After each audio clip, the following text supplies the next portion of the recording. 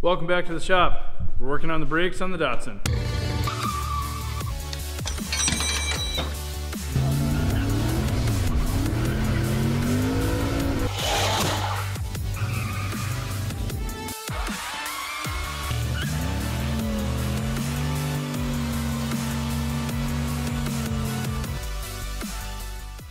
There's a whole bunch of problems with the brakes. I shouldn't say problems, challenges. So number one, the master cylinder here is toast. And I'll show you a close up. Not to mention, I did switch this over to 280ZX struts. I have to see if those brakes are even worth it. And times are tough right now. I shouldn't say that they're tough. I should say that my parts fund is not replenishing quite as fast as I can spend it. Same problem every car guy has. The master cylinder has to be replaced no matter what. I'm not even gonna mess with it. It looks super gross and old and it went dry. So likely the piston doesn't move, or it's rusted, or the seals are blown out of it anyway. My move is gonna be to abandon it completely. And the next thing on the list is to try to get the 280ZX calipers working to see if I can save a little bit of money and reuse what I have. Let's get into it. This is the passenger side. After the left to right swap, I think from the factory, the calipers are actually on the back side. Now they're on the front. No more interference with the steering arm. Everything's good. Thank you, Ryan, for that. So I'm gonna pop these brakes apart, just get an idea of what this caliper even looks like. It doesn't look good right now. You can probably see the rotor is really rusted, but the rotor itself is not grooved up, and it still seems like there's plenty of meat on the rotor itself. So I'm wondering if these might be savable. So these calipers looks like they're 14 millimeters. I can tell already at a minimum I'm gonna need slide pins. These boots are ripped. So any of you guys that have done brakes before, as soon as these slide pins rip, they get dirt, brake dust, grease, road grime, crap in there. And then it doesn't take long for that pin to start rusting. It usually rusts and sticks inside the caliper. And then this whole thing will seize, and then you'll get uneven pad wear. You'll get a pad that's thicker on one side than the other, whatever. If you look here, this is the viewing window, and you can actually see that those pads are new. I'm wondering if maybe these brakes were replaced on the 280Z that they came from. Let's get the caliper off of there and get a better look. So about the only bolts that I'll ever keep track of when I'm working on a car is the caliper slide bolts and caliper bracket bolts. I guess I don't screw around that much with brakes, maybe. Okay, so larger single piston caliper here. I wonder if I put just a little bit of shop air in here. Ooh, I don't know how well you guys are gonna be able to see in here, but the threads going into this caliper are pretty haggard. I'm gonna guess that I'm gonna need calipers at a minimum. Slide pins actually move. That's good. Yeah, they come right out. So we'll need new, probably slide pin grommets maybe, if we can get those. And then maybe I'll pop this bracket off. Those look like 17 millimeter. Graded to a ratcheting wrench. Surprised this stuff is actually coming apart. How bad it looked. I didn't expect this stuff to come apart at all. Time for the assault ratchet.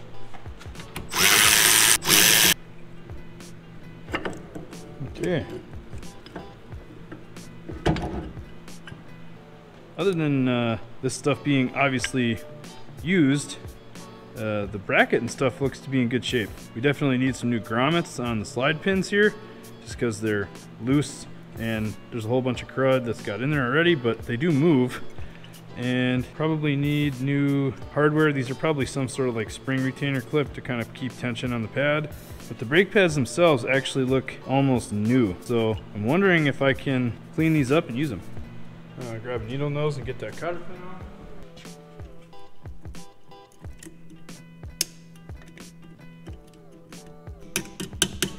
Don't grab a hammer, use what you have. Be resourceful, right? You guys ever pinch your thumb in here or your finger in there when you're trying to get something to stay in place? Pinch yourself with the pliers. One of my favorite things, this looks like it just has some, whatever this funky retaining washer is called. Now I'll go grab an adjustable and back that off. Fun fact, this is one of those rags that I pulled out of that box. I was using it to clean the interior of another car the other day. It was soaking wet. I hung it up on the toolbox and now it's dry and I'm using it again. Saving the environment, one rag at a time. Okay, so to me, these adjuster nuts were just a smidge tight. I know everybody's kind of got a different way of setting preload on the wheel bearings, but that to me seemed a little bit excessive. Actually turned the rotor, so yeah, spins a lot nicer now. Pull this little washer out of here. That's the keyed washer, so that lines up with the spindle, right? That goes between the nut and the bearing.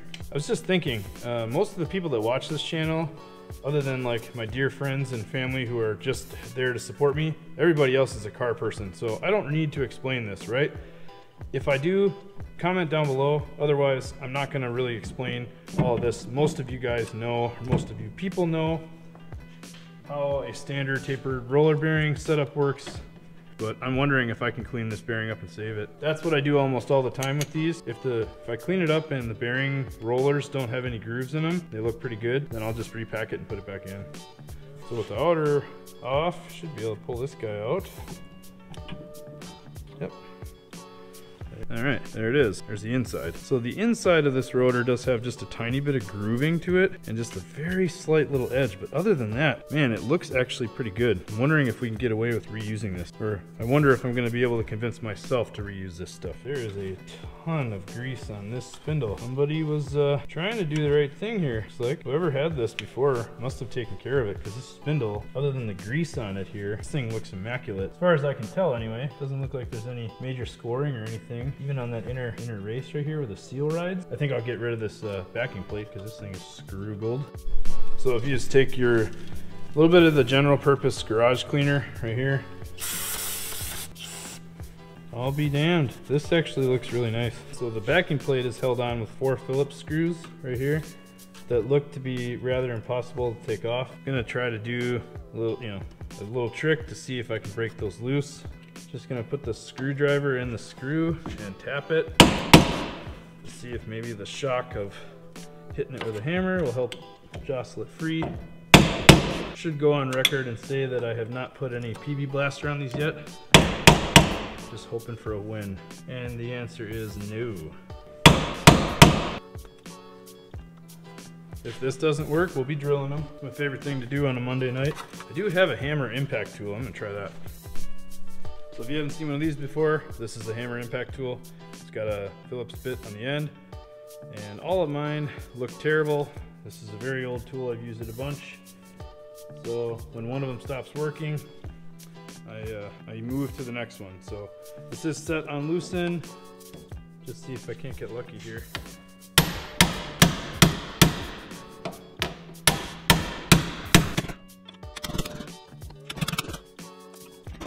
See if we got lucky at all. Okay, that's one. Look at that. Wow, actually came out. 2. All right, we're at 50%. It's almost as good as the Packers record this year. Oh, we got 3. As long as those threads hold out. Check that out, 3 out of 4. Now this guy. Oh, holy cow.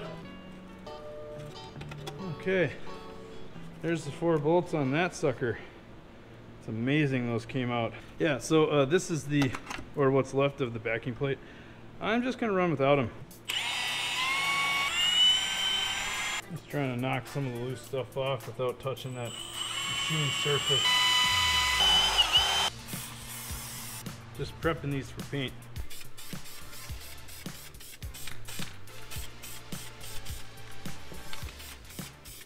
Ta-da! It's brand new now. It's like pole barn, it says. It's all rebuilt. Okay, I'm gonna blow apart the driver's side and see if anything's usable just like the passenger side. So I'll pick up when I have that done.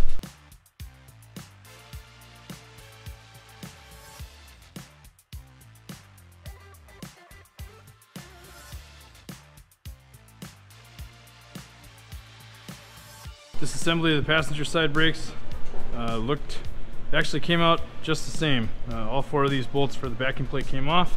There's a little bit of rust up against the face here. I'm gonna scrape that off with a flathead. But the actual running surface for all of the bearings. I mean, there's a little bit of discoloration and some grooves here with the seal rides, but everything else looks really nice. The spindle looks like it's in perfect shape.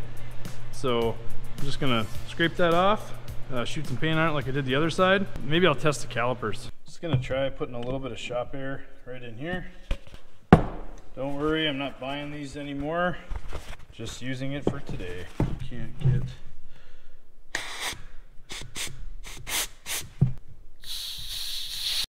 Well, tried putting air pressure on the back of the piston here on both of them, and they are both stuck tight. On one of these I did put my giant channel locks right on the piston. I pushed the seal back and tried to twist that piston to break it free, and they are really stuck. So we're gonna need calipers. The good news is pretty much everything else with the brakes, the rotors, the pads, and the brackets and stuff, and maybe the slide pins, I think I'm gonna need new ones. Otherwise, the wheel bearings and the rotors actually look pretty good, albeit rusty. So I may take those to a local shop and have them just cleaned up with a lathe, or I might just wire wheel them myself and slap them back together. Back out here today, working on getting the wheel bearings all degreased, cleaned up. I think what I'm gonna do next, and I'll show you guys here in a second, I think I'm actually gonna remove the rotors from the hubs so I can sandblast the hubs and give them a quick coat of black paint. And then I may just touch these rotors up real quick with a wire wheel or something else like that, just to kind of knock the rust off, and then get them ready for reassembly while I wait for calipers. Because I want to separate the rotor from the hub, and Datsun brake rotors, there's 4 bolts right here that hold the hub to the rotor.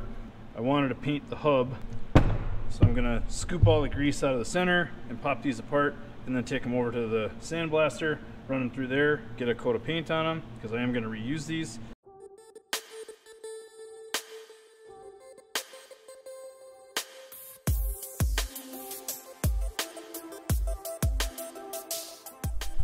All right, the old camera off trick again. So let's see, while I was gone, I cleaned all the wheel bearings, soaked those in some paint thinner, and wheeled them on a paper towel until nothing else came out.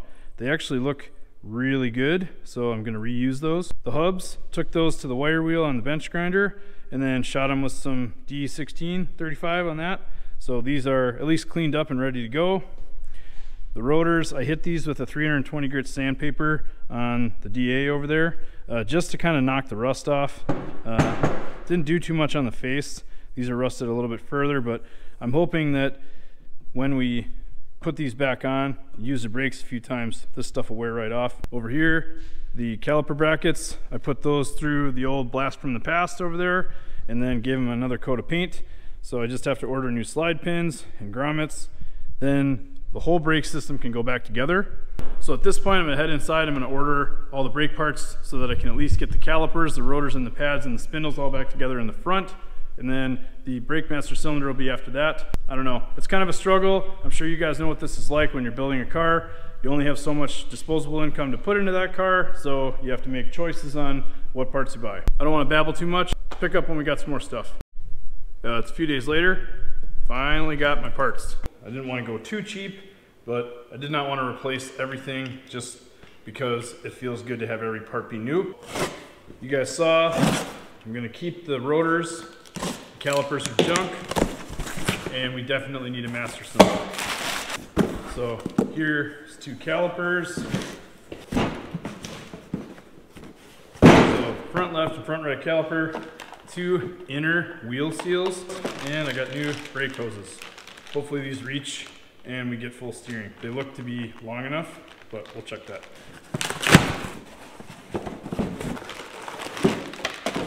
And here, I don't know how well you guys can see that, that is the new master cylinder.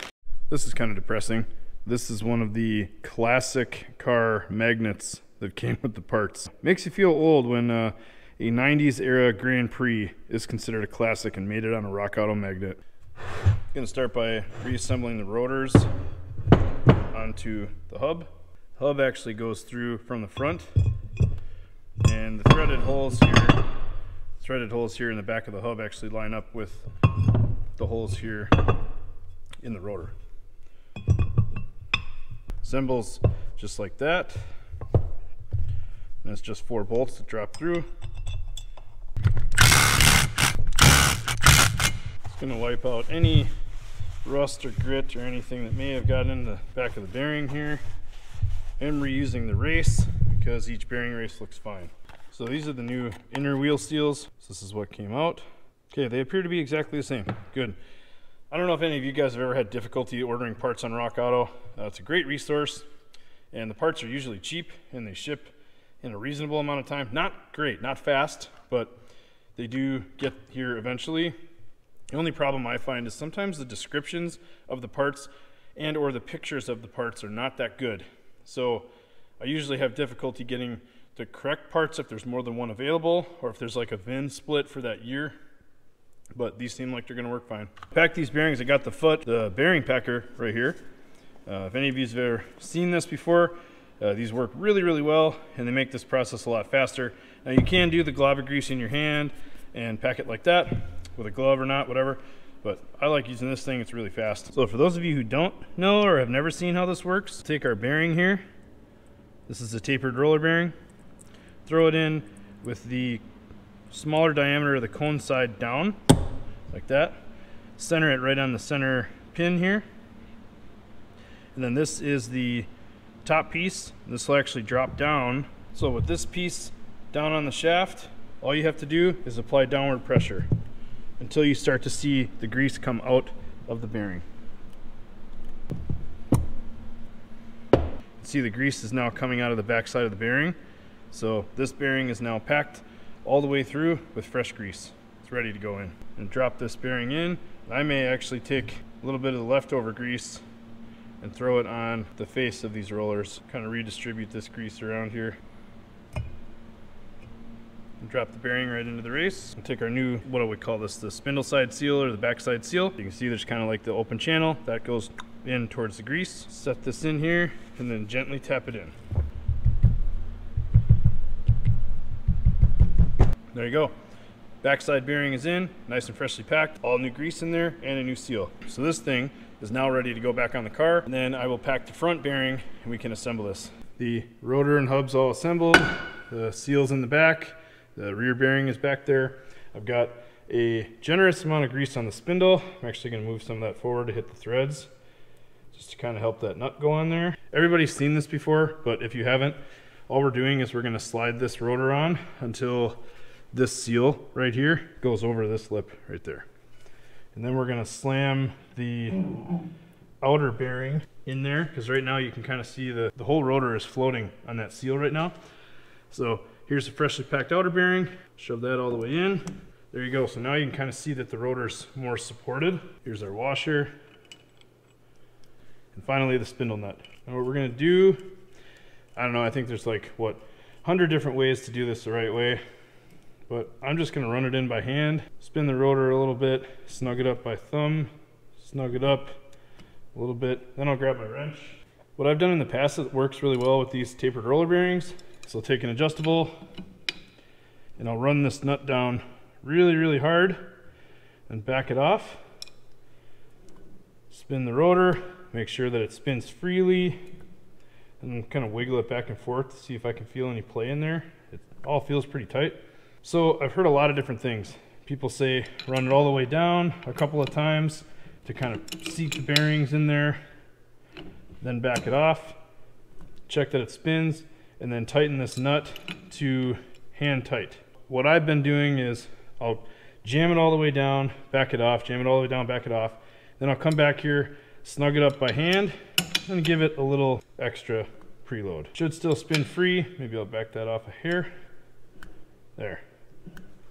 So that spins nice and smooth, nice and freely. It's got a good amount of preload on the bearing, and there's a bunch of extra grease in there.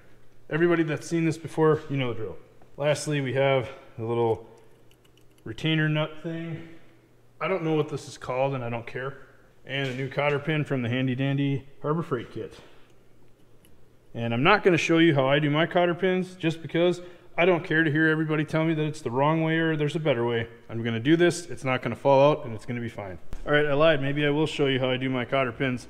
I throw them through like this, bend one tab over, one tab the other way, There's another way I've seen how to do this. Junkyard Digs had a cool way of doing it, like the military way, but I forgot how to do that and I don't want to look it up. This side is all done. I just don't have a dust cap. I do have to order one for this side, but I do have my old struts. I'm going to pull one off of there and see if it's the same size. The new calipers I ordered came with new remanufactured caliper brackets. So all that work I did, sandblasting and painting the old ones, I didn't need to do. Slam this on there and then grease up the pads and get the caliper on there. So the old crusty trusty caliper bolts that came off originally. If I remember right, these were 17s. Okay, I don't know if these are supposed to have shims on them, but these don't. So I'm gonna apply a little bit of extra brake grease to them to try to keep them quiet. My favorite brake grease is Sil Glide. This stuff works really well. My favorite way to apply it is one of these cheap parts store acid brushes. I think you can get these, you know, 5 for $1, something like that.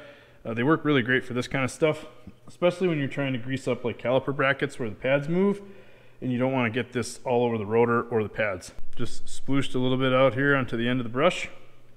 And so this is a wear surface right here at this little lip and then on this flat surface on top.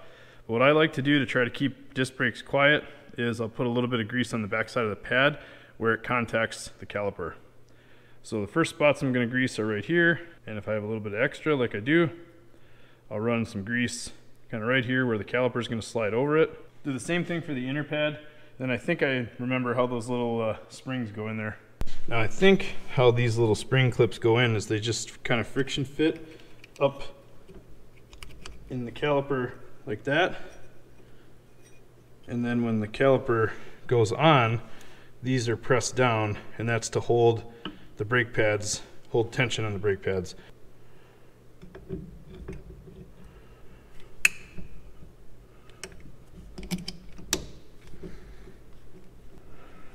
Certainly seems like that's the ticket with those.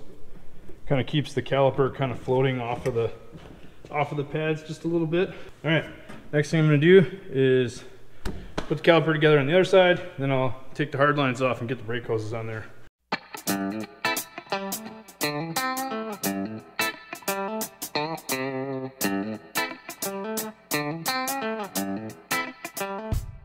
This is the brake line that I made right here. It came undone easily from this fitting. It looks like there's just a tension tab kind of deal here. See how hard that's gonna be. Okay, that wasn't too bad. There you go. There's the old soft line, and here is the new one. I'm hoping that that is enough to go lock to lock with this thing. It might be a little bit tight, but we'll test it out. It's pretty cool. That just slips right over here. That's pretty neat. I think we'll point this basically that way. Do a light tap. Okay. Thread the hard line back in. Beautiful. Anybody see what I forgot? Duh. Have to do this part last.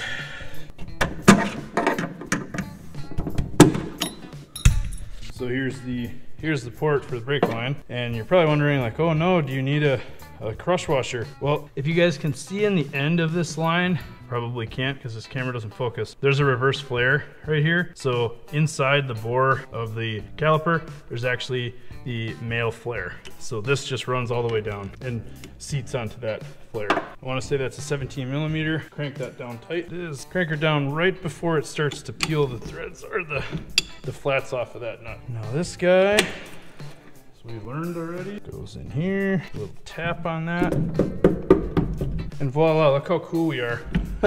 We have a completely new brake system other than the rotors and the pads, and the bearings are original, just repacked. So this is full lock to the right, full lock to the left.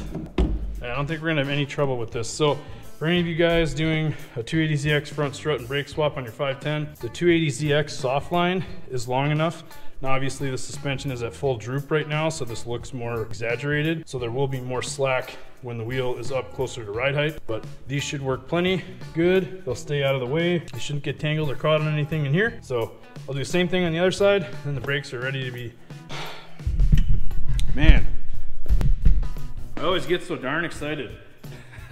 So I'm gonna move to the driver's side, hook up the brake line just like this, snug everything up, and then probably dive into the master cylinder. Now you're probably wondering, did you even look at the back brakes? No, I haven't. 70% of your braking performance is in the front, so let's see. I'll look at those, but maybe when it's time to bleed all four wheels, we'll explore if there's any disasters back there. Calipers are hooked up on both sides, new brake lines, or new soft lines, to existing brake line on the driver's side and the new one on the passenger. Everything threads in and snugs up good. So the next thing I'm gonna get after is that master cylinder. I'll lower the car down and hit that with PB Blaster and hope and pray that those brake lines come out of there.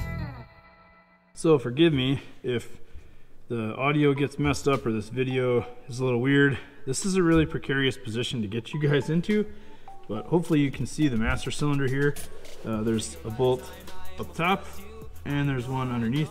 I already hit them with PB. Loosen these up and see if I can't just pull this right off the push rod. I don't know if there's a clip or anything that's going to retain the push rod, in which case I'd have to disconnect the pedal. So we're going to try this first.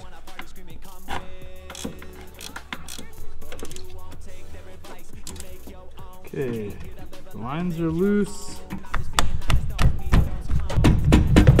I don't think there's anything else I'm missing. She's just stuck. You would swear she's glued on there. Holy moly. Oh, there we go. That's coming.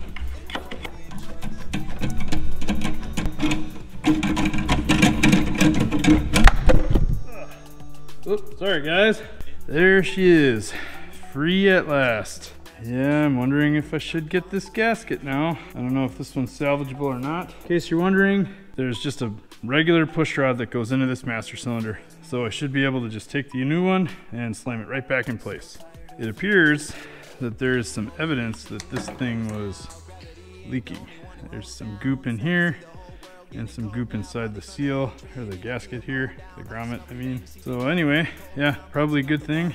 I don't know if you guys can see down in the bore in there, or inside the reservoir, there's all kinds of rusty goop in there. Rusty cruddy crap in there. I know this master cylinder did work at one point and Adair was using it. I don't know how long it sat. I don't know what kind of condition it was in when he got it. So yeah, this thing is going in the scrap pile. I'm gonna look on Rock Auto quick to see if I can get a new grommet like this. And if not, well, I don't know, maybe I'll make some sort of gasket or something to go around there, or maybe I'll throw it in there and I won't care. So the new master cylinder just slid right into place. Just gotta tighten up those two bolts and then I can hook up the brake lines.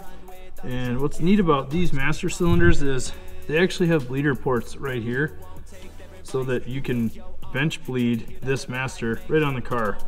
Now, Derek from Vice Grip has shown all of us that you don't really need to bench bleed masters. You can do that on the car. So, especially because I have these bleeder ports, I'm gonna do that. Anyway, I'll get this tightened up. So we'll get the brake lines hooked back up and we'll go from there.